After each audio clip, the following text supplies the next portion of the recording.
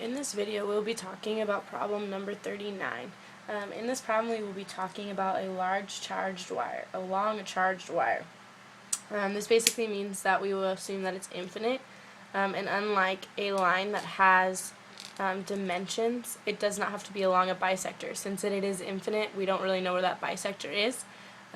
So just to go over really fast, the equation for an infinite line is the electric field equals 2 times k, which is a constant, times lambda, which is charge density, over r, which is the distance from the point above the line.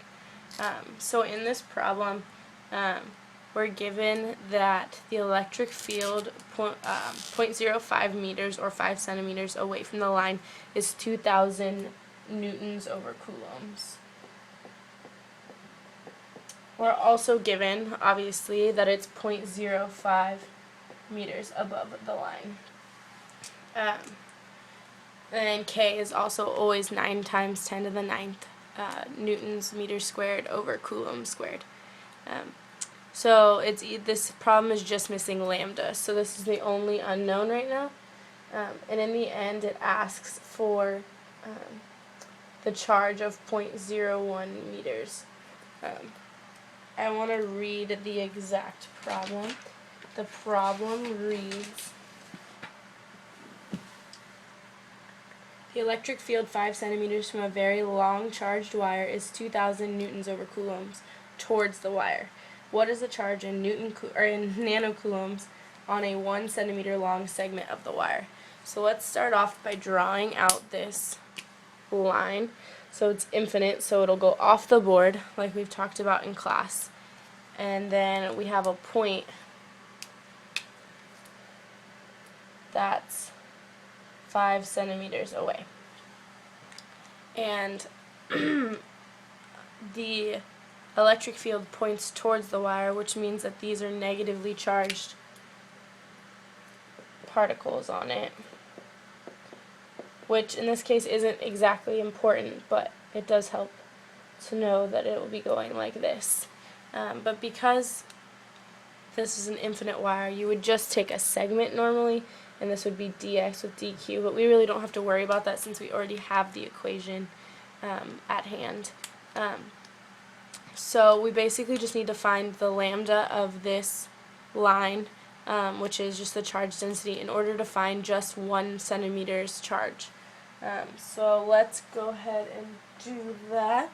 We'll erase this, and we'll start plugging in numbers. So it's just 2 times 9 times 10 to the 9th lambda over 0.05 equals 2,000. So we solve, the 0.05 goes over there, and we divide by 9 times 10 to the 9th.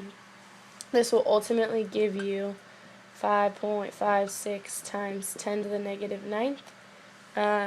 And the units will be, let's write them in really fast, squared, coulomb squared, meters. The meters will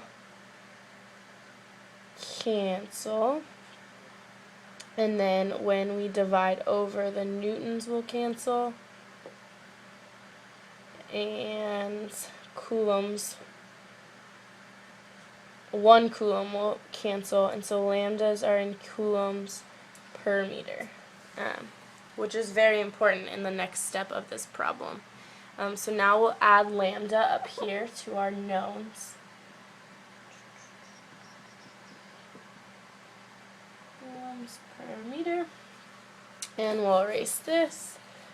And I wrote this equation up earlier, but the equation for lambda is Q, which is the charge over the length.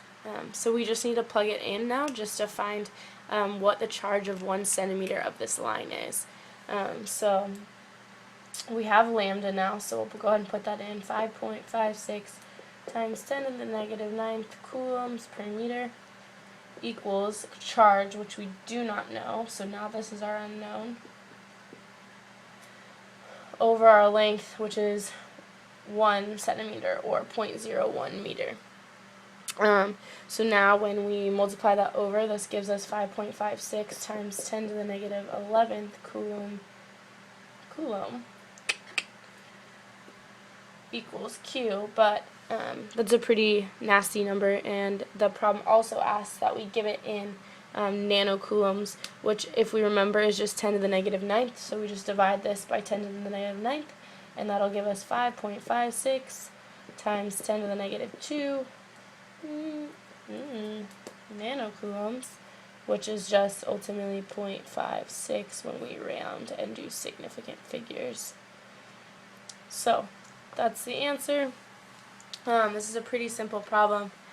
Just start off by plugging it into the infinite line charge equation and solving for lambda just like a normal algebraic equation, and then using that lambda to find Q, which is just one of the fundamentals that we will definitely need to know, that charge density equals the charge over the length in this case, which was just a small sliver of this line, not the entire length. So yep, that's it.